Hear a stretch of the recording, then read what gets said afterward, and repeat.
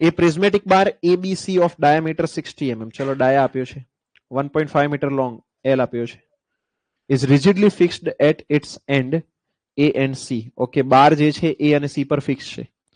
If it is subjected to an axial pull 50 kilonewton, આ P આપ્યો છે, at a section of the bar B which is 0.6 meter from end A, વચ્ચેથી load લાગે છે, the reaction RA and RC will be, જો આ રીતનો diagram છે, પહેલા તો ડાયાગ્રામ ડ્રો કરવો પડે તમારે.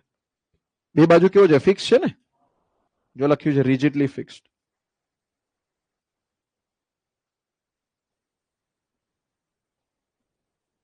ઓકે, આ બાજુ A છે ને આ બાજુ C, વચ્ચે B પોઈન્ટ છે 0.6 મીટર ફ્રોમ A, અહીંયા કોઈ B પોઈન્ટ છે અને ત્યાં આગળ 50 કિલોન્યુટન લોડ લાગે છે, બરાબર.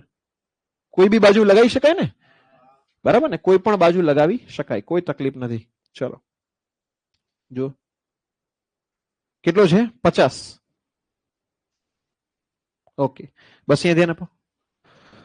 ટોટલ લેન્થ કેટલી 1.5 મીટર, તો અહીંયા જો 0.6 છે અને આ બાજુ કેટલું બચે બોલો, 1.5 માઇનસ 0.6 એટલે કેટલું 0.9 મીટર ને. ઓકે, ચલો અહીંયા ધ્યાન આપો, બસ અવાજ નહીં કરો. હવે તમારે શું શોધવાનું છે, તો રિએક્શન RA અને RC. બોલો ભાઈ, હવે આપણે જે મોટા મોટા ક્વેશ્ચન્સ ગણ્યા છે આ એનું નાનું વર્ઝન છે કે નહીં, છે ને. અત્યારે જે હું તમને બતાવી રહ્યો છું એ શું છે, એક્ઝામમાં કઈ રીતે ફાસ્ટ તમે સવાલ સોલ્વ કરશો. આ બાર ડ્રો કર્યો ફટાફટ, જો આ રીતે ડ્રો કર્યો, અહીંયા આવ્યો B પોઈન્ટ, અહીંયા આવ્યો A પોઈન્ટ, C પોઈન્ટ, 50, 0.6, 0.9, બસ આ રીતે લખી નાખ્યું ફટાફટ. જો પછી રિએક્શન આપી દીધા, ઊંધા રિએક્શન RC RA, બરાબર, સીધું જ.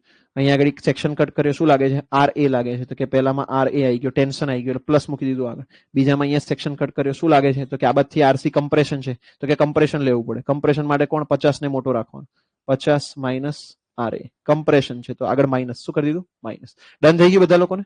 ઓકે, હવે જોઈ લેવાનો ક્રોસ સેક્શન એરિયા સેમ છે, હા એરિયા સેમ છે, ઈ સેમ છે, હા સેમ છે. આ બંને લેવાના નહીં. કોણ લેવાનું, L. તો આના ગુણાકારમાં L મૂકી દો, કેટલો છે 0.6, આના ગુણાકારમાં 0.9, બરાબર 0. પતી ગયું, ઇક્વેશન બની ગયું. બોલો બની ગયું કે ના બની ગયું? કેટલી વાર લાગી, કેટલી વાર લાગી, 10-20 સેકન્ડ, કેટલી લાગી, ચલો અડધી મિનિટ, ચલો 1 મિનિટ લઈ લો, કેટલી વાર લાગી 1 મિનિટ. થઈ ગયું ને, બરાબર. હવે આનાથી સીધું તમને દેખાય છે અહીંયા આગળ સવાલ સોલ્વ કરવાનો. RA જો 0.6 અને અહીંયા માઇનસ માઇનસ પ્લસ થઈ એટલે સીધું RA આગળ 1.5, બરાબર 50 ગુણ્યા 0.9, માઇનસ છે સામે જશે, પ્લસ થઈ જશે, 45, 30 આવી ગયો, એક 30 આવ્યો, બીજો 20 આવી ગયો, બસ પતી ગયું. ડન છે બધા લોકોને.